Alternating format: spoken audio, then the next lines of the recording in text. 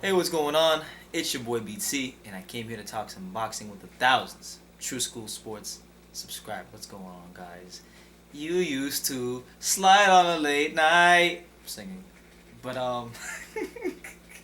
anyway, I'm being random. But boxing news: Danny Jacobs, Gennady Golovkin. It's very reported that HBO will be doing a 24/7 on this fight between Jacobs and Golovkin. So I'm looking forward to this, man. I feel like one of the reasons, if you look at, I would say, I don't want to say, I get. If you look at like the decline in boxing, right? And this is a very small reason. This is like one of the very many reasons I feel that the decline of boxing on a mainstream level has happened is because when you look at boxing, right?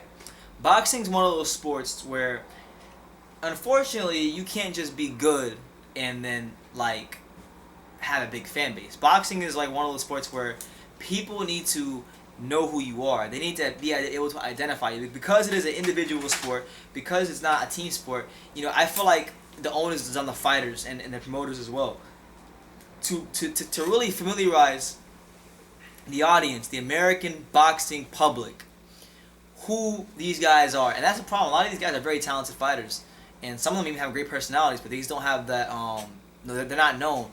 They're not in any sort of like documentaries, or people just aren't familiar with who the personalities. So as a byproduct of that, people don't know who these guys are, and you're seeing that suffer in the pay-per-view sales. Now, one reason that guys like Vander Holyfield, Riddick Bowe, Shakari Leonard, Roberto Duran, a lot of people, a big reason that these guys are popular, that wasn't just because they were good. I mean, obviously they were tremendous fighters, but look at how ingratiated they were with the American public.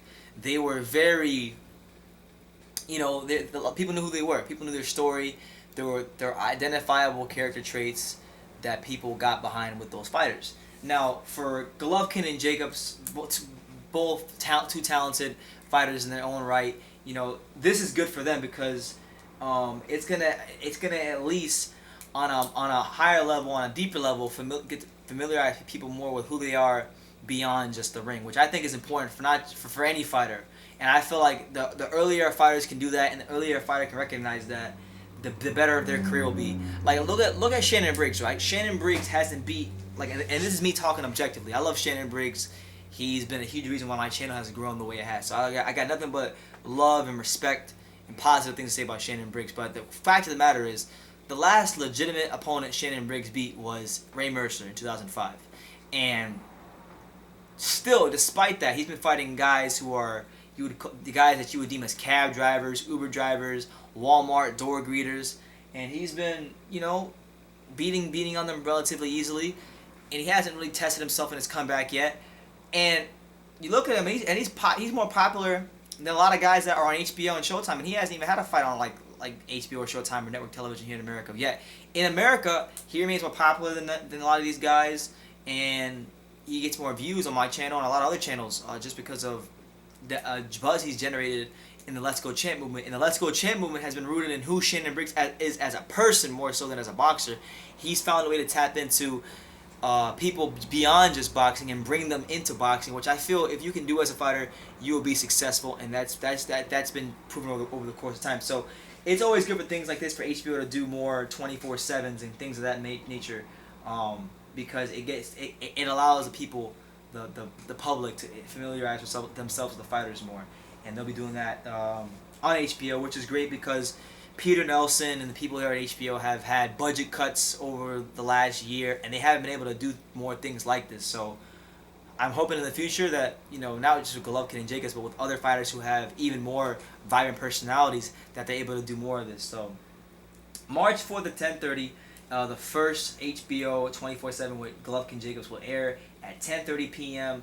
Eastern Standard Time. And let's see. It'll be 30 minutes. It'll be narrated by Lee Schreiber, who's done great work on all the 24/7s. You guys are very familiar with his voice, and this will paint the picture. This is going to paint the picture of what's a very important fight in the middleweight division, because if Golovkin wins this fight, forget the Canelo fight. Let's just look at this fight right now. If Golovkin's able to win this fight against Daniel Jacobs, a lot of people are going to look at that as his best win. Now, I think that's up for debate, the matter of perspective. A lot of people might say that, because look, people are going to say, well, Jacobs is the first, top level middleweight Golovkin's ever fought, and he beat him. But, he's beating guys like David Lemieux. He's beating guys like Martin Murray. He's beating guys like Rubio. He's beating some good fighters. Proxy was top 10 when he fought him. Golovkin's beating some guys. I don't really think Jacobs is good, but I don't think his resume warrants like the level of credit he's probably going to get for that win. I mean, I think it's a good win, but the resume for Jacobs is a bit overrated, because when you look at it, like he did beat Peter Quillen, but Peter Quillen was never a top level guy like that anyway. He was just a guy that got famous off of Golovkin's name and trash talking when he was younger, and a win over Hassan Nadal. But other than that, never really proved himself to be a top level fighter against multiple top level fighters. So Peter Quillen to me was always, I like the guy, I interviewed him, cool guy, but skill wise in the ring, I think he was a bit overrated.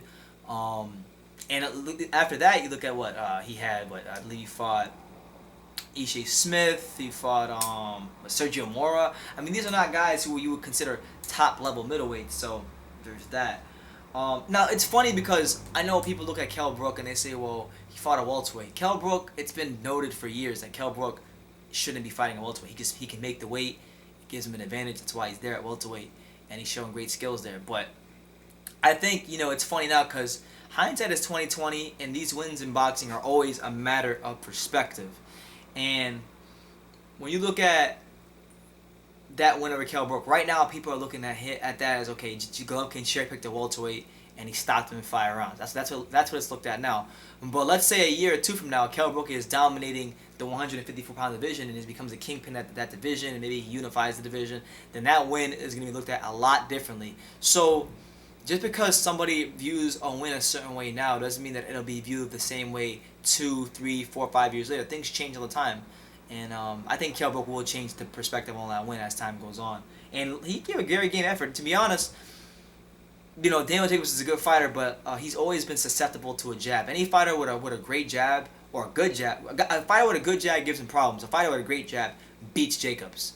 And if it's ever able to happen one day, just for the sake of my own curiosity, I would like to see Kell Brook fight Daniel Jacobs at 160 if he ever moves to 160. And I think, to be honest with you, I think Kell Brook would spank Jacobs. Too much speed. I think his jab, too much for him. He hits those angles too much for Jacobs. He just has too many dimensions as a fighter for Jacobs to figure out.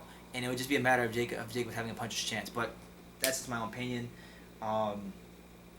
But as far as this fight goes, I think it's a great fight. If Jacobs wins, this fight puts him on the map. This fight makes him a pound for pound. This fight could put him on the pound for pound list. This fight legitimizes him to new levels. The Quillen fight, I feel, was a step forward for him. This fight, will be something that could propel him into new levels, and he can, really become a big star in boxing. So, one punch can change everything for Jacobs, and it's a great fight. Now, I did make the video, and I did say that, GGG or Jacobs has 0 chance of beating GGG. And I hold to that. I don't think he really has a chance of beating Golovkin because of Golovkin's jab. I mentioned how Golovkin has always, or not Golovkin, Jacobs has always been susceptible to the jab. Any fighters, regardless of skill level, if they have a good or decent jab, they give him problems. And Golovkin has an impeccable jab. We're talking about top 5 pound for pound jabs in boxing. Some may argue the best jab in boxing. I think that's up for a debate, but Golovkin is going to really put it on Jacobs, in my opinion. You're going to see a top-level, world-class performance from a guy, in my opinion, skill-wise, who is an all-time great middleweight. Skill-wise, just what he's doing, the fact that he stopped 23 of his last opponents. 23 have gotten in the ring, 23 have gotten splatted and splattered on the canvas by Triple G. And I believe, Jacob, all credit to him for taking the fight finally, although Golovkin did have to give him part of his purse. I believe he'll be victim number 24, and one of the greatest middleweight title reigns in boxing history will continue, and this will lead into the Canelo fight. But I'm just glad that it's some well-deserved attention by HBO, and they're putting some money into doing the 24/7 because they've been doing less of these, and I feel they should be doing more of them. So let me know what you guys think. HBO airing their first, or airing the 24/7 for Golovkin and Daniel Jacobs, March 4th. at 10:30 p.m. Check it out. Hopefully this fight does well pay-per-view wise. Support it. Support boxing. Support the great Gennady Golovkin, one of the all-time best middleweights. Support Daniel Jacobs, who many believe is the number 2 rated middleweight out there. And even though it took him a damn long time to make the fight, at least he's getting in the ring with Golovkin finally. And yeah, support it, watch it, and yeah, let me know what you guys think in the comments down below. Take the time to subscribe, and you can love me or you can hate me, but I'm just a kid from Daniel. So until next time, take care, guys.